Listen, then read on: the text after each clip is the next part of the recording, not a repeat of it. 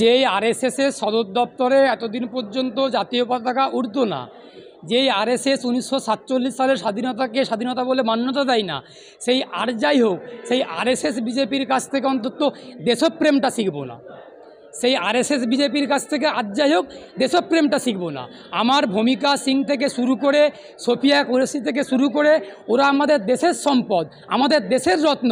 ভারতের সেনারা দেশের গর্ব, আর নরেন্দ্র মোদী দেশের লজ্জা, অমিত শাহ দেশের লজ্জা, শুভেন্দু অধিকারী, গরুখেকো শুভেন্দু অধিকারী দেশের লজ্জা।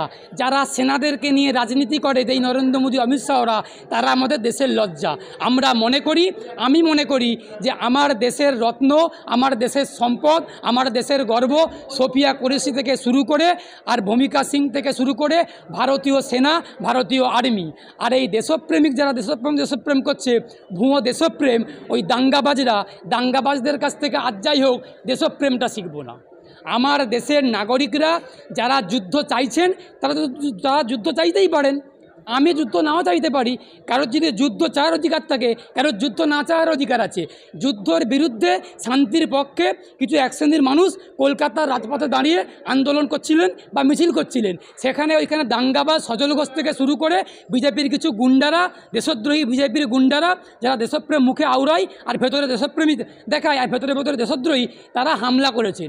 সুতরাং এই বিজেপিগুলোকে বেছে বেছে এদের মুখে কালি মাখিয়ে বাংলা থেকে তাড়াতে হবে, তবে দেশ বাংলা শান্তিই থাকবে। তার কারণ এই বিজেপিরা আসলে দেশের শত্রু, বাংলার শত্রু, সংবিধানের শত্রু।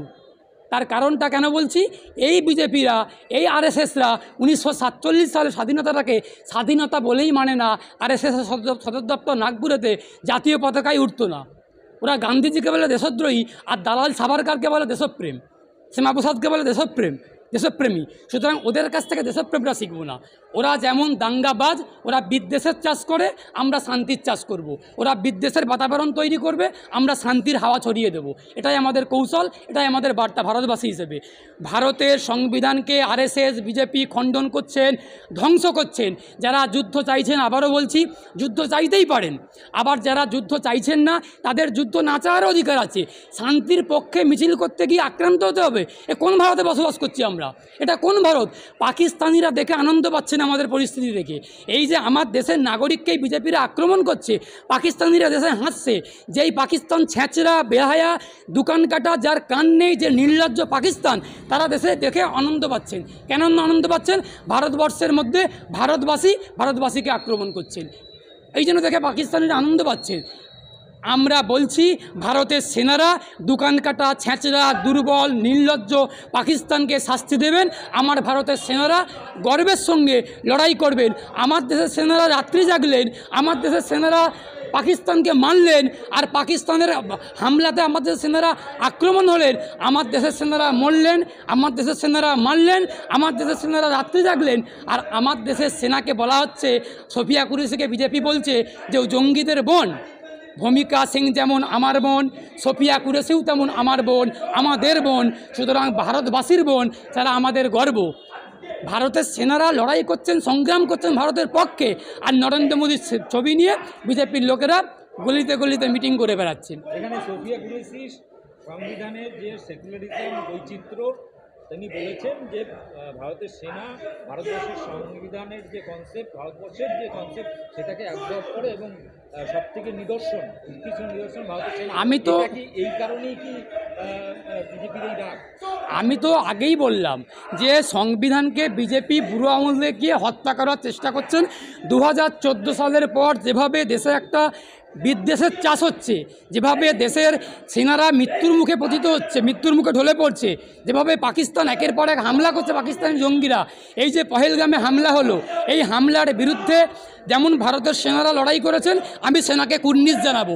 সেনার পায়ে আমার 100 কোটি সালাম, সেনাদের পায়ে আমার 100 কোটি প্রণাম।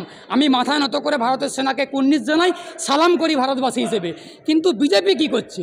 বিজেপি সেনাদেরকে নিয়ে রাজনীতি করার চেষ্টা করছেন, এই সেনাদেরকে বিভাজন করার চেষ্টা করছে। সোফিয়া কুরেশি আর ভূমিকা সিংয়ের মধ্যে বিভাজন করার চেষ্টা করছেন। যেই একই সঙ্গে দাঁড়িয়ে, একই যুদ্ধ বিমানে দাঁড়িয়ে যেই সোফিয়া কুরেশি আর ভূমিকা সিং লড়াই করলো, যুদ্ধ করলো, করে পাকিস্তানের জঙ্গি ঘাঁটি ভেঙে দুর্মুষ করে দিল, সেই সোফিয়া কুরেশির মুখে যখন আমরা ধর্মনিরপেক্ষতার বাণী শুনলাম, যেই ভূমিকা সিংয়ের মুখে আমরা ধর্মনিরপেক্ষতার বুলি শুনলাম, তখনই বিজেপির ল্যাংটা নেতারা, হাফ প্যান্ট পরা আরএসএসের নেতারা, তারা ভূমিকা সিং থেকে শুরু করে সোফিয়া কুরেশিকে হিন্দু মুসলমানে বিভাজন করার চেষ্টা করছে। এই বিজেপির কদর্য আক্রমণকে, বিজেপির কদর্য রাজনীতিকে, সেনাদেরকে নিয়ে যে রাজনীতি করা হচ্ছে, এই রাজনীতির বিরুদ্ধে আমরা ভারতবর্ষের শান্তিকামী, আমরা গণতন্ত্রপ্রেমী ভারতবাসী, সংবিধানপ্রেমী ভারতবাসীরা আমরা এককাট্টা হয়ে ভারতের সেনার পাশে থাকব, ভারতবাসীদের পাশে থাকব, ভারতের পাশে থাকব। আসলে একটা কথা খুব ভুলে যাওয়ার চেষ্টা হচ্ছে, সরকারের সমালোচনা করা মানেই বিজেপিরা সেটাকে দেশের বিরোধিতা করার একটা হাওয়া তোলার চেষ্টা করছেন।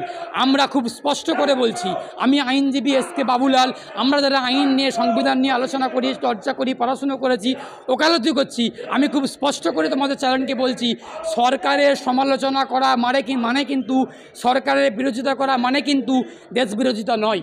আমার সামনে দীপক ব্যাপারী দাঁড়িয়ে আছেন, ওনার পোশাকেতে স্বস্তিকা যেটা হয় হিন্দু, সেই পোশাকের ছবি রয়েছে। তার মানে কি উনি যখন সরকারের সমালোচনা করেন, বিজেপির সমালোচনা করেন, ওনাকে একদল মানুষ বলে হিন্দু বিরোধী, ওনাকে একদল মানুষ, দীপক ব্যাপারীকে একদল মানুষ বলেন হিন্দু বিরোধী। তাহলে উনি কি হিন্দু নন? আসলে সরকারের সমালোচনা যে করবে, কেন্দ্রীয় সরকারের সমালোচনা যে করবে, বিজেপির সমালোচনা যে করবে, তাকে হয় হিন্দু বিরোধী তকমা দেওয়া হবে, তা না হলে দেশ বিরোধী তকমা দেওয়া হবে, ভারত বিরোধী তকমা দেওয়া হবে। আমি অ্যাডভোকেট এসকে বাবুলাল খুব স্পষ্ট করে বলছি, সরকারের সমালোচনা করা মানে, বিজেপির সমালোচনা করা মানে, নরেন্দ্র মোদী, অমিত শাহদের সমালোচনা করা মানে দেশের বিরোধিতা করা নয়। যদি সমালোচনা না করি, দেশ বরং ভঙ্গুর হয়ে যাবে। সরকারের সমালোচনা করলেই দেশ পরিপূর্ণ হবে, দেশ আরও এগিয়ে যাবে। গণতন্ত্রের প্রথম শব্দ হচ্ছে সমালোচনা। মানুষ যেমন গণতন্ত্রের শেষ কথা বলে, বিচার ব্যবস্থা যেমন গণতন্ত্রের একটা অঙ্গ, সংবাদ মাধ্যম যেমন অঙ্গ, বাক স্বাধীনতাও একটা অঙ্গ। মানুষ যদি সমালোচনা না করতে পারে, মানুষ যদি বিরোধিতা না করতে পারে, তাহলে বিরোধী দলনেতার পোস্টটাকেই তুলে দেওয়া উচিত। রাহুল গান্ধী, শুভেন্দু অধিকারীদের থেকে কোনো লাভ নেই। বিরোধিতা করলেই তো দেশদ্রোহী তকমা দিচ্ছে বিজেপিরা।